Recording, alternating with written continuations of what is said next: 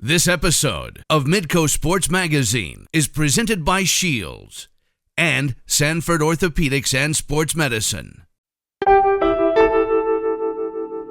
Welcome to Midco Sports Magazine. 3 stories this month on athletes conditioned to continue. Could be good or bad conditions, institutional, but the past that has pushed them to where they are today.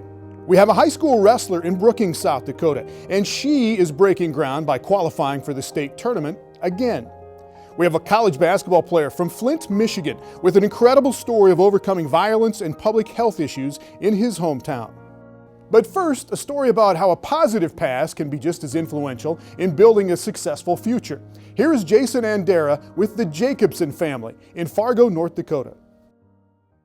Meet the Jacobsons, Pat, AJ, and Sarah. Between the 3 of them, they've put up some unbelievable numbers. Together, they've logged over 6,000 career high school points, and the weight has been distributed pretty evenly. AJ eclipsed 2,000 points while winning the state title in his last high school game, while Sarah passed 2,000 in January of her senior season. Both are the all-time leading scorers in their class. And Mom, according to Sports Illustrated, is the best female athlete ever born in North Dakota.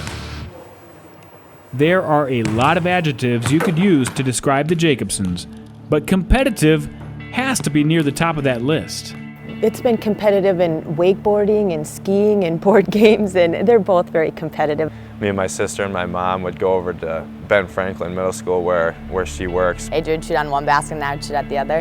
And towards the end, after we were done shooting and going through our workout, my brother would play defense on me and pick my pocket, or I'd go up for a layup and he'd just come and block the crap out of me. It's one of those things where I couldn't lose. I hated losing, and you can't let your little sister beat you. Competitiveness isn't the only defining factor for this Bison basketball family. They also inspire and support each other. He's a huge role model to me. I look up to him, obviously, with the basketball aspect. He's given me a lot of help and a lot of pointers throughout my life, but also as a person. I look up to him, and as well as my mom and my dad. They're just people that I want to be like. It's been great seeing her grow up and become a better player, a better basketball player. And she's always out there and playing hard, and she's always been that way, but now she's learning to, compete smarter. She's playing at a higher basketball IQ level. Both AJ and Sarah said there was no pressure from their family to join the herd at NDSU, but Sarah had to think about it a little bit longer before making her own decision. When I first started looking at colleges, honestly, NDSU wasn't even in the picture for me. I had it in my mind that I wanted to go someplace else, away from where my family went, away from Fargo. But as I grew older and I matured and I talked to my mom and my brother about it, I reconsidered NDSU, and it became a legitimate option for me to go there. And with my final decision, it was between Illinois State and NDSU, and my brother talked to me, and I was still a little leery about going to the same college as my brother, and he said that he thought it would be really cool for him and I to both play at NDSU at the same time. He'd be able to watch me, I'd be able to watch him.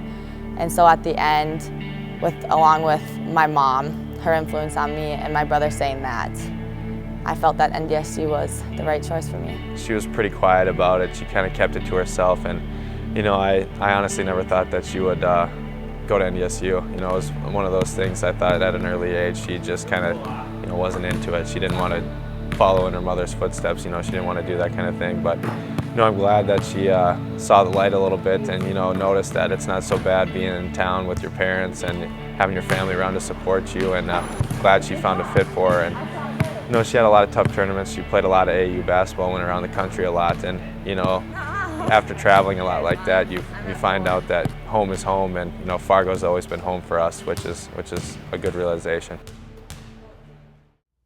Joined by Jason and Dara, and all right, we heard about the kids, we've heard from Mom. What about Dad? What about David? What about Mr. Jacobson in this story? He's kind of the forgotten Jacobson sometimes. He's got a few things going for him. He's a doctor. Okay. He does attend as many games as possible, but when you're the only one in the family without 2,000 points on the basketball court, you might feel a little bit on the outside, but You know, he did play high school basketball, and AJ does credit him for helping him with the mental approach to the game. So definitely a key member of the family. Thanks, Jason. Midco Sports Magazine on Midco Sports Network is presented by Shields and Sanford Orthopedics and Sports Medicine.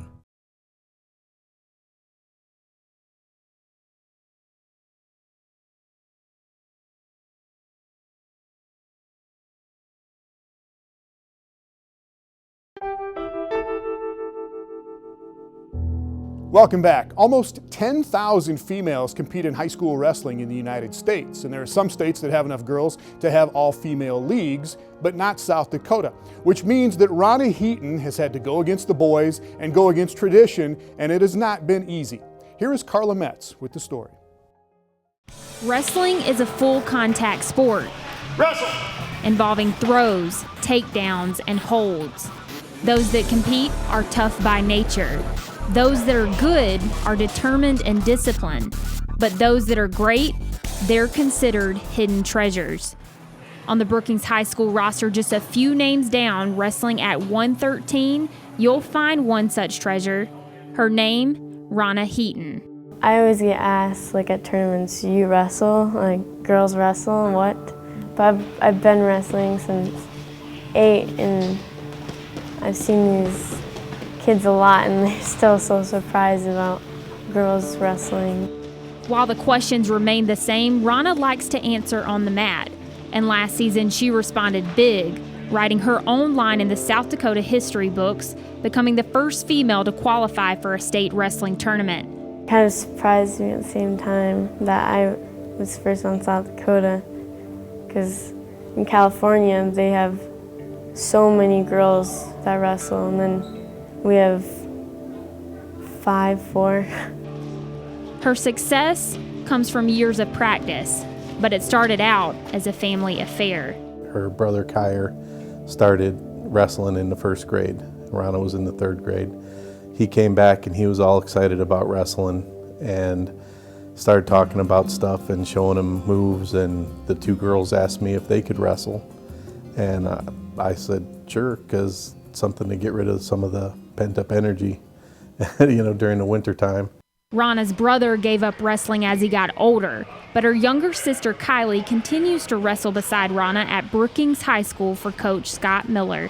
We have had girls here in the past, but none of them have really taken it seriously. Ronna and her sister Kylie are definitely the first 2 that have taken wrestling on as a sport and are looking to improve every day when they get here. The downside to going up against the boys every day at practice? Well, it's not really a disadvantage at all, but more of a motivational force to get better. The boys have pushed me a lot harder to be at this point that I'm at, and they push me to get better too. And as for the boys in her weight class in South Dakota, it's a no-win situation a lot of time for boys. Ronna has now got the reputation that she's really not a girl, she's a good wrestler. In the first couple of years, when she was on JV, there wouldn't be too many kids that would want to wrestle her. As she got to the varsity level, it became more of a challenge for boys, not psychologically, but physically. I've got to beat this girl, or I'm not going to make it to regions, or I'm not going to, make it to the state tournament, or it's a place at the state tournament. So I think people they might not be accepting the fact that a girl is wrestling, but they have come to the realization that they're going to have to beat her if they're going to compete. Ronna's style is unique.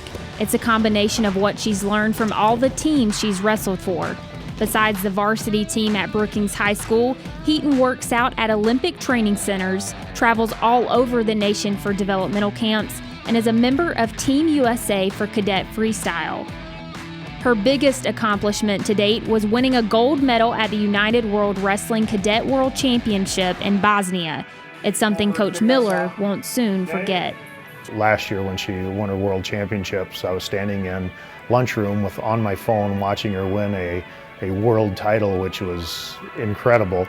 And as a coach, we never set goals individually for kids, but I would definitely love to see her compete internationally at the next level. And that's a goal Ronna continues to grapple for. Try to like go to Body Bar and win that, and then go to Cadet and Junior Worlds. I want to be able to wrestle on both of those and then eventually go to the Olympics. Although South Dakota is slow to acknowledge women's wrestling, it's a sport that's expanding around the world. Ronna's talents and love for wrestling has led to an even bigger treasure waiting to be opened in the state of South Dakota, a sport for other girls to discover for themselves. If South Dakota can be more accepting to women's wrestling, there's a whole sport out there that the girls can be a part of, and it's an amazing thing. Joined by Carla Metz, and she's pretty amazing. On top of everything she's obviously had to go through, she's a pretty good wrestler too, isn't she? Yeah, definitely. And it was already an amazing story just because last year there had never been a female to make it to the state wrestling tournament before, and now here she is doing it again for the second year in a row. And the thing about Ronna is that she's improving with each year, so I can't wait to see what she does in the near future. And she's just a junior, but might wrestle in college in the near future. Is that right? Yeah, as far as college female wrestling goes, there's really not a lot of options. There's less than 30 programs in the United States. But an interesting fact, Ronna doesn't really know where she wants to go, but almost all of those schools have contacted her in some way, shape, or form. So she'll definitely have her choice if she wants to continue wrestling. Very cool. Thanks, Carla Metz. Up next, a South Dakota State University basketball player still trying to escape the crime and the violence and water woes in his hometown of Flint, Michigan. Midco Sports Magazine on Midco Sports Network is presented by Shields and Sanford Orthopedics and Sports Medicine.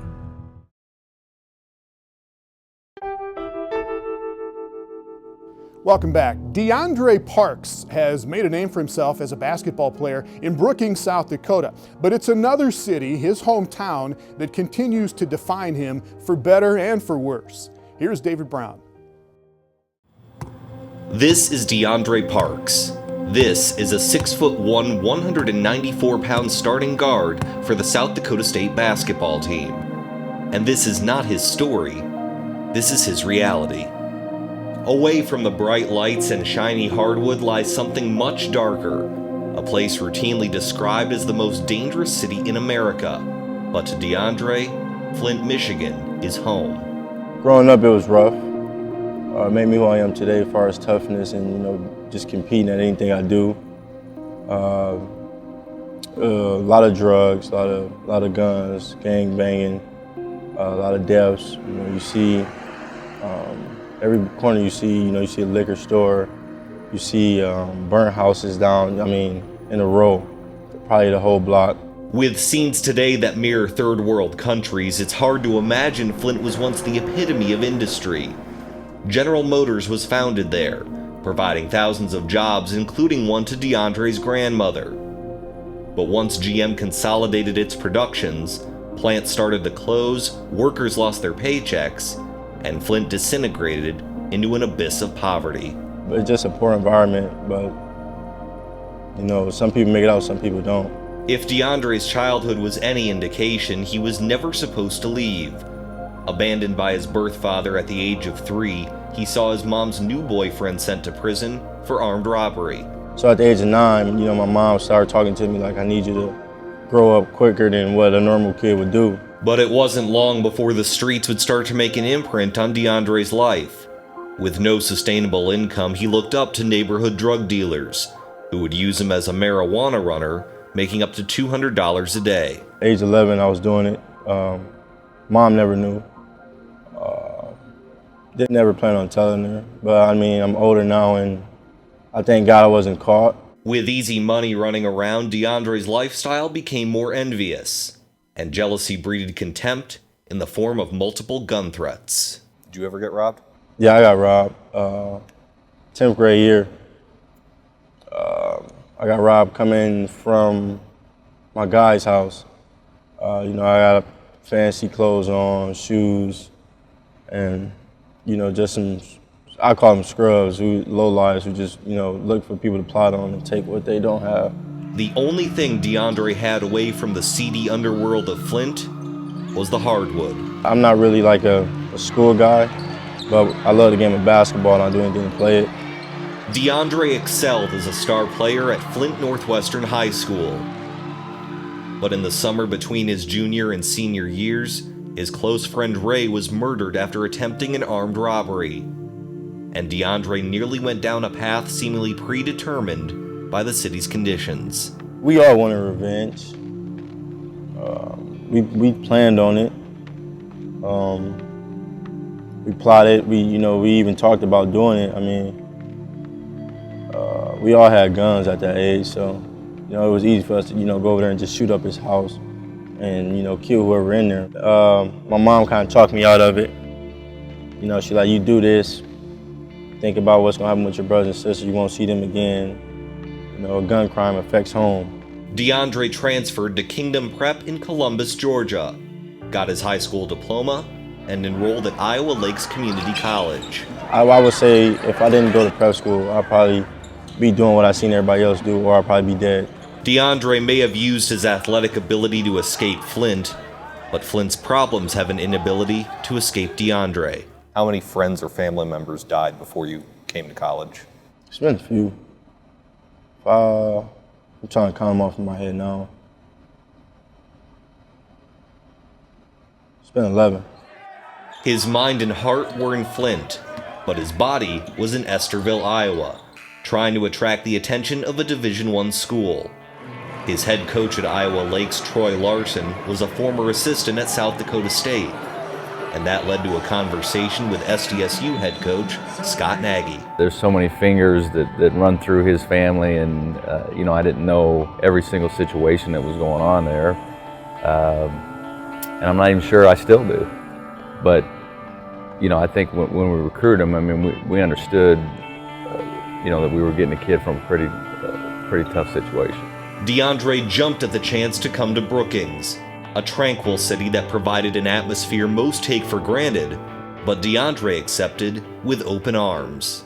Nobody hates anybody, nobody want to kill anybody, and I had to adapt to that. I'm just thankful to be here and see like a different community culture.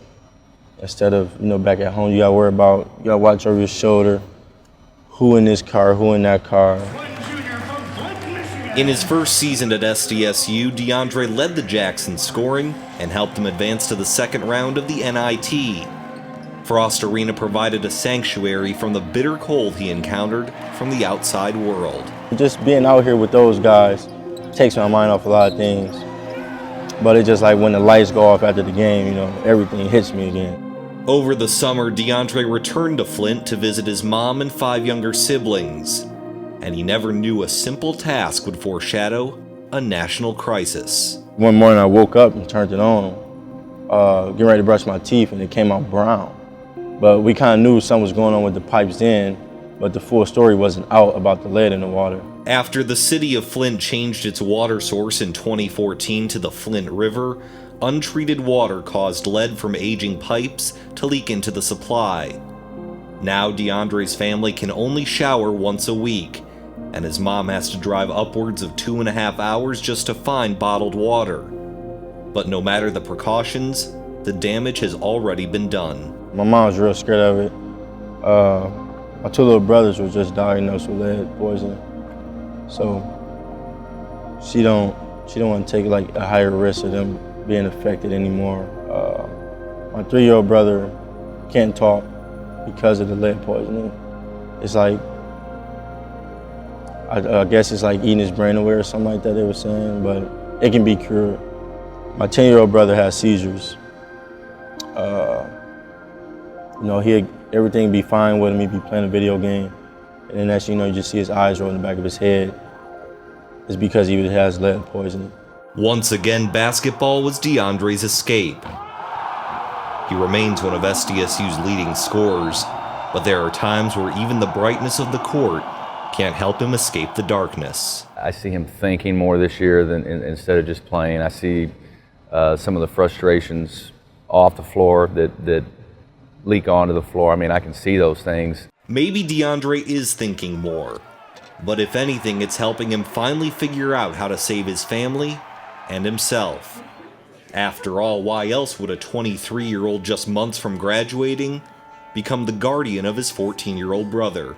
He was disrespecting my mom, staying out late. I took it upon myself. You know, I'm like, something down here with me. Something down here with me, let me take some of the stress off your back. Even in the midst of his senior season, when college athletes are supposed to be relishing their final days before entering the real world, Deondre understands basketball, unlike family, won't last forever. You know, moving down here, he see guys like me, George, Jake, you know, everybody on the basketball team doing something different than worried about fancy clothes and fancy jewelry and driving a nice car and have money in your pocket. I told him that's short term. And, you know, going to college can't help you long term. Whether he plays professionally somewhere or doesn't, basketball is going to end. And so then the question is going to be, what are you going to do with your life? You know, are you going to be prepared for when it's done? Life has certainly been colorful for Deondre Parks. With tattoos honoring those he's lost, and the city's landscape permanently on his mind and near his heart, Flint will always define where Deondre's from. But it will never define who he is. Basketball players may be measured by numbers, but Deondre's determination, motivation, and effort will ensure he never becomes a statistic. God put his toughest soldiers through the toughest moments, and I've been through a hell of a lot. And, you know, I'm still here, I'm still happy, still playing the game of basketball. I will continue until it's time for me to put it away. And joined now by David Brown, and just incredible what Deondre has been through in his young life. And he will graduate this spring, though, from South Dakota State, correct? Right, he's going to graduate with a degree in human development. Now, after that, you saw Coach Nagy warn all his players, you know, basketball doesn't last forever, but Deondre might have the talent to still play overseas, possibly in Europe. He could still play here. He wants to play basketball in some way, shape, or form to try and get enough money to get his family, entire family, out of Flint, Michigan. But for the time being, they were all able to come to Brookings, to Frost Arena, and see his senior night. And if he does get his family out of Flint, he still wants to go back to Flint and do something for his hometown, right? Yeah, he told me that no matter what the city has put him through, he still loves the city. And so he wants to eventually build a rec center there so he can get kids off the streets and have them doing something a little more productive. All right. Thanks a lot. David Brown. Well, thanks for watching. You can go to YouTube to find these stories and all of the archives from Midco Sports Magazine. This has been Midco Sports Magazine, presented by Shields and Sanford Orthopedics and Sports Medicine.